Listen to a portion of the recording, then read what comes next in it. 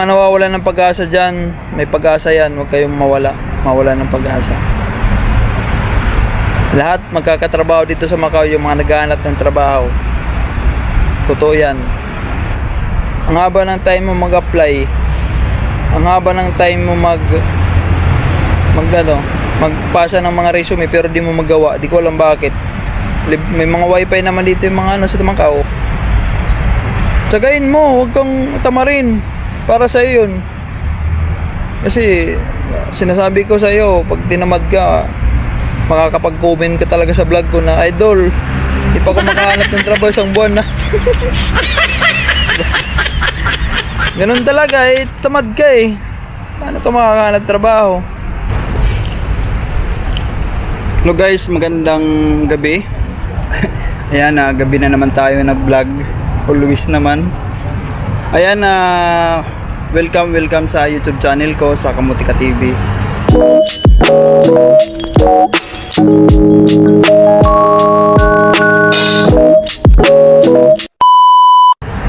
Thank you so much sa mga nag-subscribe at sa mga mag-subscribe pa lang, thank you in advance. Salamat guys, salamat sa support. And thank you so much talaga. And salamat sa mga nag-share ng vlog ko. Ayan, share lang sa mga gusto mag-Macau, i-share nyo sa mga kakilala nyo na pupunta ng Macau, at least may alam na sila dito sa Macau. Ayan, shout out sa mga lagi nanonood sa vlog ko. Thank you so much guys. Sa mga dumating na dito sa Macau, na nag-cross country, ayan, dasal muna kayo guys bago tayo mag-apply para, diba, para may basbas tayo. Mas effective kasi yung lagi may kasamang dasal eh. Diba? Totoo yan guys, totoo. 100% legit yan. Ayan, gusto ko shoutout si Idol. Ayan, nandito sa Macau. Sabi niya, sana makahanap na raw siya ng trabaho. Diba? Yan, makakahanap ka yan. Makakahanap ka niyan. Sipagan mo lang, Idol, and then dasal lang. And huwag ka talaga titigil. Diba? Huwag ka susuko. Hanggat may visa, may pag-asa. Di ba lagi kong sinasabi, hanggat may visa, may pag-asa. Diba? Kung wala ka man pag-asa ngayon, may ano naman, pagbalik mo. Diba? Hanggat di ka nakakahanap ng trabaho, ka talaga titigil. Diba? Ganun yun. Kasi lahat naman ganun dito eh. Pinagdaanan yan, yung ganyan na feeling mo, hopeless ka na, wala ka ng pag-asa. Parang yung mga araw mo, paubos na yung visa mo, parang makakahanap pa ba ako? Diba? Makakahanap pa ba ako? Yung mga ganyan guys na pag ganyan yung pakiramdam mo, magdasal ka lang. Sabihin mo lang, Lord, ikaw na bahala sa akin. Kasi feel ko hopeless na ako eh. Ikaw na bahala, Lord. Ikaw na maghanap ng agency para sa akin. Matik yan. Apply ka, kinabukasan. May tatawag sa'yo yan. Wag ka lang kasi mag-focus dun sa mga Dropbox, mga bigay-bigay na resume. Doon ka guys mag-focus ka rin doon sa online. Pasa ka sa mga online. Ang daming online diyan na agency. Pasa ka online, pasa ka Dropbox, 'di ba? Malay mo matsambahan mo yung mga hotel na yan dito sa Macau. O 'di ba? Ang laki ng sahod mo niyan. Tsaka libre pagkain doon, libre shuttle. Wala ka nang poproblemahin pag sa mga hotel ka dito nakapasok. 'Di ba? Wala ka nang gastos. Gastusin mo lang yung bahay. Diba? Kasi libre ka na pagkain, lunch time mo, dinner mo, kung doon ka pang gabi ka, pang umaga, basta libre na pagkain, libre na yung sasakyan, ang laki pa ng sahod mo. Doon kayo mag-focus din kayo sa online. Tsaka guys, wag lang kayong isang beses lang mag-send. Kasi sa dami na nagsisend dyan, malabo yan. Diba? Malabo yung isang beses ka lang magsisend. Isa lang, hindi ka lang minisage, hindi ka lang tinawagan, nagsumuko ka na eh. Siyempre, isa lang yung sinend mo. Isa lang yung dapat marami. Wala namang bayad yan. Huwag ka magtipid. Internet, yan, libre naman yan internet dito sa Macau, yung mga nandito. Saglit lang yan, diba? Pag magbigay ka ng isang oras dyan sa mga pagsisinsid dyan sa mga sa mga agency. O mamayang sample, umaga ka nag-send, mamayang tanghali mag-send ka ulit, mamayang hapon mag-send ka ulit. O, kasi ang dami nagsisend dyan guys, dami kasi nagko-comment dyan na idol, yung mga email na sinend mo sa akin na mo sa vlog mo, di naman nagre-reply. Siyempre, isang beses ka lang ata nag-send. Effective yan guys, effective yung mga nilagay ko dyan na mga email kasi nga doon ko kinuha yun sa internet para hindi na kayo mahirapan. Ako na yung para titingnan nyo na lang tapos magsisid na lang kayo kaysa naman hanapin nyo pa. Mas maganda nandyan na sa vlog ko. Ginawan ko na ng parang para hindi kayo mahirapan. Yung mga online sa hotel, mga talaga nila yan, mga legit yan. Sa internet ko yung kinuha doon mismo sa hotel nila. Legit yan guys. Ang dami na rin nakapasok na nasa Pilipinas, nasa ibang bansa, nasa online lang nag-apply, na ngayon nandito na sa Macau. Mga nakakita ko nga, idol, napanood ko yung vlog mo. Napanood yung vlog mo, andito na ako sa Macau, nandito na ako sa hotel na to, online lang ako nag-apply, online din ako na-interview, ngayon nandito na sila. Sabi ko, ano ba yung pag-send mo? Ay, sabi niya maraming beses, pinagtsagaan ko talaga. Kasi pag isa ka lang mag-send, wala yan, damihan mo. Diba? Yung mga naghanap ng may quota dito na agency sa Macau is lagi may quota dyan, Winsing. Yung ilagay nyo sa resume, maglagay kayo ng kitchen helper. Yan. Kung marunong ka magluto sa Pilipinas, chef cook. Yan. Lagyan mo yan. Kasi karamihan yung hawak ng Winsing is sa restaurant. Maglagay kayo guys ng mga experience sa restaurant kasi marami nag-open na restaurant dito sa Macau. Kaya kailangan nila ng mga helper, dishwasher. Maglagay kayo ng dishwasher. May nakasalubong ako nung nakarang gabi yan, sir. Shout out. Baka sa bagay, di na manonood yun ngayon sa vlog ko kasi may trabaho na. Ayan, congrats sa'yo. Galing mo masaya ako para sa'yo. Isa natin subscriber na nakilala ko nung nakaraan, nakasalubong ko. Isa na siya ngayon dishwasher. Ayan guys, congrats sa'yo idol. Masaya ako para sa'yo at nakahanap ka na ng trabaho. Ganun lang, sipag lang, diba? Ayan, itong shoutout pala kay idol, yung kapatid niya. Ayan, ang bilis doon nakahanap ng trabaho kasi masipag maghanap ng trabaho. Shoutout sa'yo. Ayan guys, talagang sipagan nyo lang, makakahanap at makakahanap ng trabaho. Meron din ako kanina nakasalubong na kaninang umaga sa bus, nakasakay ko, sabay ko nakilala ko, napapanood daw yung vlog ko. Ayan, isa na siya ngayong driver. Ayan, marami daw sila, marami silang na-interview pero siya lang na-select. And guys, nakikita ko naman sa mukha niya na for sure na siya ay talaga masisilik kasi nga yung aura niya is napaka linis, yung parang ang gaan kausap, laging nakangiti. Ayan guys, yung lagi ko sinasabi, dapat lagi kang nakangiti. Iwasan mo magsisimangot. Totoo yan. Ayaw nila na nakasimangot, malas daw yun, sabi ng inchik. Kaya kayo, huwag kayong sisimangot, dapat lagi nakangiti. Huwag naman yung ibig kong sabihin lagi nakangiti. Yung pag-interview, ayan, pagpapasok ng agency, dapat nakangiti ka lagi. Pag nagtatanong, nakangiti. Ganon. Kasi nakakadagdag yan Pag nakangiti ka, nakakadagdag. Alam mo yung hindi ka dapat kakausapin pero nakangiti ka, pagkakausapin ka nila kasi nga parang ang gaan ng loob nila sa'yo. Ganun. Parang ang tagal nyo nagkakilala. Parang ganun, pag may umiti sa'yo, ganun yung ibig ko sabihin. Hindi yung lagi ka nakasimangot, yung lagi mong problema yung visa mo, yung saan ka ba magpapasa. Ayan guys, yung sinasabi ko kung saan kayo magpapasa, lahat pasahan nyo. Wala kayong dapat wala kayong dapat mimintisan. Ang daming agency dyan na pinasa ko sa vlog ko. Ang daming agency, puntahan nyo yun. Huwag kayo yung mga lagi lang pinupuntahan nyo, yung saksawan. Saksawan dyan sa pro cleaning. Puntahan nyo yung mga sulok-sulok. May mga agency akong yung mga sulok-sulok na hindi napupuntahan yan ng mga nag-a-apply. Diba? Yung lagi pinupuntahan ng mga nag-a-apply dyan, saksawan. Pagkatapos uwi na yan sila, uwian na. punta nyo guys yung mga malalayo, yung mga blinag ko na hindi napupuntahan, masulok-sulok, akala mo hindi agency pala yun. Yun yung mga pasahan nyo lagi. Malay nyo may ano pala doon, may kuta, di ba? Ganun. Puntahan nyo, tapos apply kayo online. Ayan guys, shoutout sa lahat sa mga mandirigma natin dito sa mga huwag kayong susuko. Huwag kayong panghinaan ng loob. Kasi ganun talaga, naranasan yan lahat ng mga may trabaho na ngayon dito. Huwag kayong panghinaan ng loob. Basta isipin nyo, pag may visa, may pag-asa. Tapos magdasal kayo lagi bago matulog.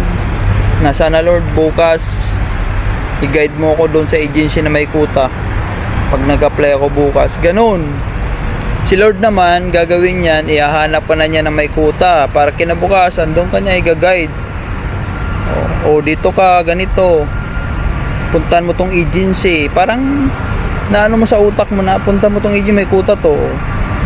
Kasi nagdasal ka. Ganun.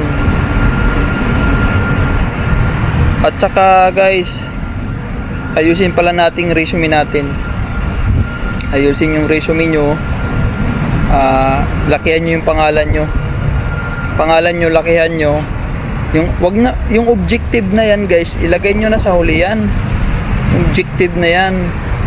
Kung pwede nga, wag na kayo maglagay ng objective eh. Di naman binabasa ng incheck yan eh. Yung unahin nyo guys, yung personal info nyo, yung edad nyo, yung sabi natin yung height nyo, yung timbang, wag na kayong mag yung 178 centimeter, wag na kayong kung anong height mo, kung sabi natin 4.41 ka, kung babae 5'7 ka, yun yung ilagay nyo, pahirapan nyo pa yung incheck eh. Ayaw nga nila ng gusto nila, isang tingin lang, yun na yun. Ayaw nila ng nagko-compute pa kung anong centimeter yun. Wag na kayo maglagay ng ganung centimeter. 173 centimeter, may nakita kong ganun eh. Sa mga resume, wag kayo magganon. Lagay nyo kung 5'7 ka, 5'7 ka. Kung 4'1 ka, 4'1 ka. Yan ilagay nyo. Yung timbang nyo, kung 85 ka kilo, 85 ilagay mo. Wag na mga LBs, ilagay nyo 180 LB, labs, mga ganon. Wag. Tsaka pagkatapos personal data, personal info nyo, experience na yung sunod. O yung experience nyo guys, ayusin nyo. Alagyan nyo ng, kung pwede nga lang lakihan nyo ng mga sulat ng experience, kasi minsan ayaw nila ng malabo. Wag yung malilit guys yung sa resume nyo. Wag nyong liitan yung sulat. Dapat yung malalaking sulat ng pag isang tingin lang kahit walang salamin nakikita. Minsan kasi ang lilit ng sulat, tapos siyempre sinerox lang, blurred pa. Maliit na nga, blurred pa, hindi na nabasa. Kaya lagi ko sinasabi, lakihan nyo yung sulat ng experience nyo. Yung pangalan dapat nyo malaki. Malaki yung pangalan nyo, tapos yung picture nyo medyo lakihan nyo. Tapos yung mga sulat ang lalaki, lagyan nyo ng highlights yung experience, yung guhitan nyo yung example, dishwasher, guhitan nyo yung dishwasher. Guhitan nyo yung cleaner. Lakihan yung sulat, hindi yung maliit.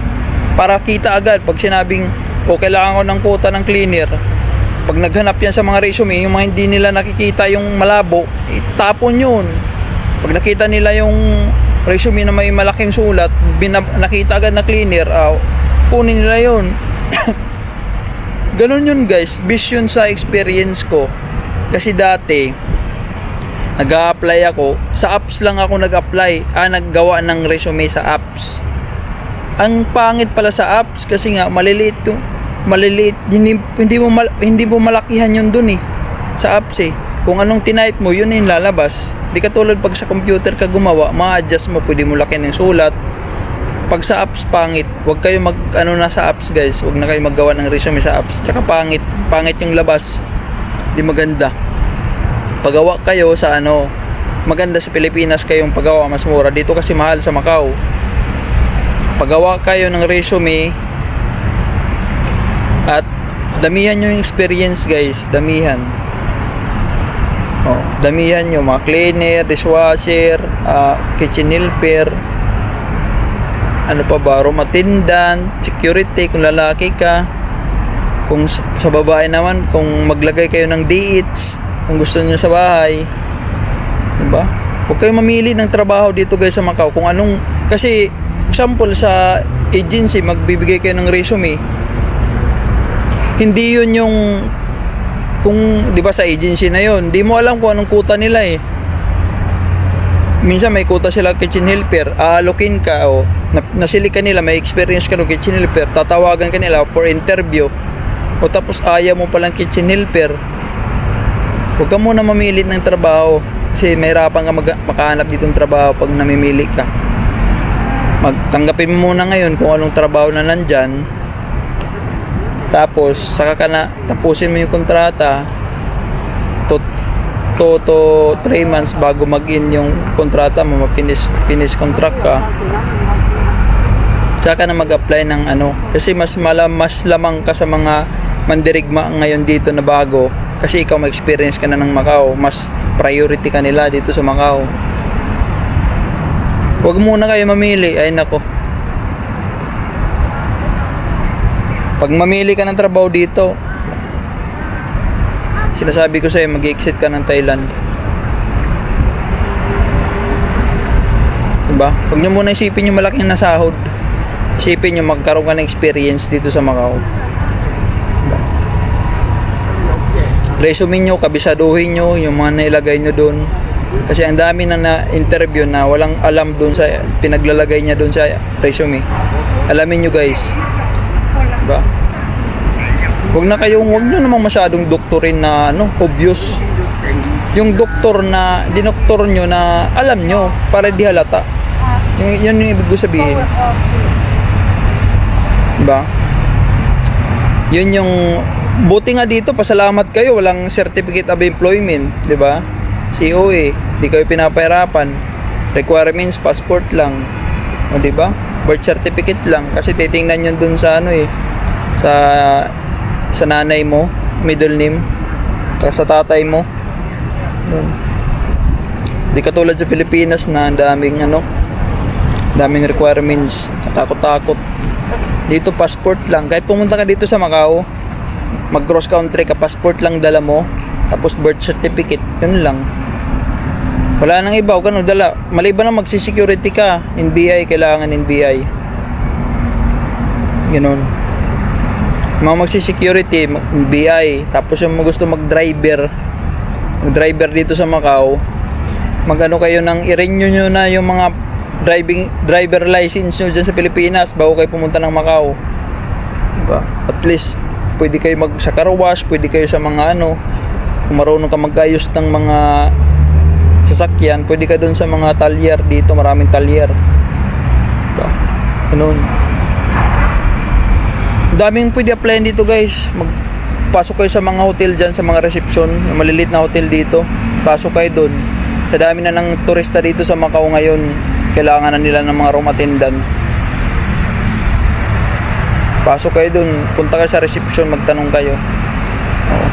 Huwag kayong matakot, huwag kayong mahiya, kasi pag pahiya-hiya kayo, wala mangyayari. Alam nyo guys, yung mga nakakahanap agad ng trabaho dito sa Macau, yung mga makakapal yung mukha, yung mga walang hiya, yung mga siraulo. Ganun. Pero pag mahihain ka, wala. Tagal ka makahanap. Iiyak ka muna eh. Diba? Ganun guys, yung mga sinasabi ko is based on experience ko yan, para sinishare ko lang para alam nyo rin yung alam nyo yung gagawin at hindi kayo at least hindi na kayo mahirapan, di ba? Basta ayusin nyo yung resume natin. Ayan, shoutout sa mga mandirigma natin dito sa Macau. Galingan nyo, kaya nyo yan. Huwag kayong mag-alala. Huwag nyong isipin hindi kayo makakahanap ng trabaho. Makakahanap ka ng trabaho. Promise. Sinasabi ko sa iyo, makakahanap at makakahanap ka. Hindi ka lang makahanap pag umuwi ka ng Pilipinas. Ganun. Yung mga mag-i-exit, hindi nakahanap ng trabaho, huwag na kayo mag-exit ng Pilipinas. Sa Thailand kayo. Kasi pag sa Pilipinas kayo mag-exit, for sure, pagbalik nyo dito, upload kayo. Wala nang tiwala yung mga immigration sa Pilipinas, mga nag-tourist dito na ang tagal bumalik, wala na silang tiwala. Sa una pagbigyan ka, pero pangalawa pagbalik mo ay Maliban na lang may kasama kang bata, pagpunta ng Macau, may kasama kang matanda. Ganun. Kasi hindi naman nila pwede upload yung bata eh. Ayaw ikaw eh. Hindi yung bata lang mapupunta ng Macau, hindi naman pwede yun. Pero matanda din, hindi naman nila senior. Hindi naman na pwede upload ka, paano matanda? Walang magtutor dito sa Macau. Ganun. Kaya yung kaibigan ko umuwi ng Pilipinas kasi di nakahanap dito ng trabaho. Sabi ko mag-Thailand ka na lang. Ay, sa Pinas muna akong papalamig. Eh wala, gusto niya doon eh. Eh ngayon gusto niya bumalik. Wala na. Di na alam niya kung paano ma-upload siya sigurado. Sinira mo na sabi ko yung tiwala ng taga-immigration kaya ngayon mahirapan ka. Ayan. Pwede kayo mag-ano ng Hong Kong. Huwag kayo magdiretso ng Macau muna. Hong Kong muna kayo. Hong Kong. Kasi pag Macau, mahirap. Trust issue talaga dito mga taga-immigration officer sa Pilipinas. Hong Kong ka na lang muna. Yung mga mag-cross country naman, Hong Kong muna kayo. Tapos mag-bus na lang kayo pa Macau. Yan, kaya nyo yan, kaya. Kaya yan. Yung mga nawawala ng pag-asa dyan, may pag-asa yan, huwag kayong mawala ng pag-asa. Lahat magkakatrabaho dito sa Macau, yung mga naghahanap ng trabaho. Totoo yan. Ang dami nang pumunta dito sa Macau na gusto maghanap ng trabaho. Sabi nila, sa dami na nag-a-apply dito, malabo ka makahanap ng trabaho. Mahirapan ka. Mahirapan ka talaga kasi di ka nagsisipag. Tapos mabarkada ka pa dito, yung mga barkada mo, bira lang mag-apply. Wala ka talaga, sabay kayo Thailand. Sariling sikap ka, ikaw lang lumabas. Mag-apply ka. Diba? Makakahanap ka ng trabaho dito. Online ka. Pag sa gabi, bago ka matulog, mag-send ka ng resume sa mga, agency. O, diba? Bago ka matulog. Tapos pag umaga, bago ka umalis, mag-send ka. O, gising ka ng alas 6. Send ka doon ng mga resume sa mga agency. Ganun. Ang haba ng time mo. Ang haba ng time mo mag-apply. Ang haba ng time mo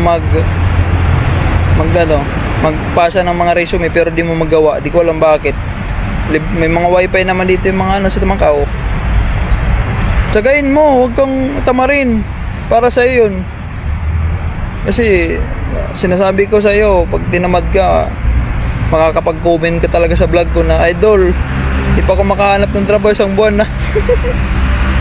Diba? Ganun talaga eh, tamad ka eh. Paano ka makakahanap trabaho? Manalamin ka kung anong pagkukulang mo sa sarili mo. Kaya mo yan, kaya yan. Yun lang guys, thank you so much and God bless lahat. I love you all, salamat sa support.